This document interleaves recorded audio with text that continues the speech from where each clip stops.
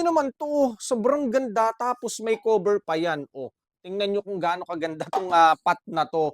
Kakatuwa guys, tapos ang kapal, makikita niyo 'yan guys sa mga reviews and feedback na talagang quality. Tapos dadating sa'yo ng walang kupi. Hindi kasi 'to basta magkakakupi guys, kasi makapal siya. Kahit medyo mabagsak siya ng kauntian, hindi 'yan makukupi guys, kasi tingnan niyo kung gaano kakapal. Tapos malalim na din at ang laki na. Oh, may cover pa, 'yun yung nagustuhan ko dito guys, may cover.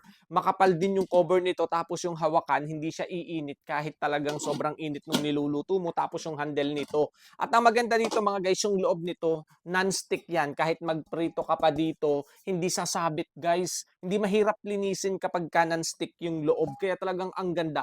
Pwede to guys sa mga gas stove, pwede din sa induction cooker. Ang yun ang maganda dito mga guys, o di ba? Kaya kahit mag-fried ka, mag-adobo ka dito, magnilaga ka, magsinigang ka, o di ba kahit magsopas ka, pwedeng-pwede dito. Sobrang ganda mga guys at ang kapal. Yun yung nagustuhan ko talaga dito. Imagine, baka sa labas ito nasa 400 plus, nasa 500, pero ang mura ko lang 'to nabili dito mga guys. Tingnan niyo naman 'yan, oh. 'Di ba? Sobrang mura tapos ang kapal. Grabe, sulit yung pot na 'to mga guys. Quality talaga.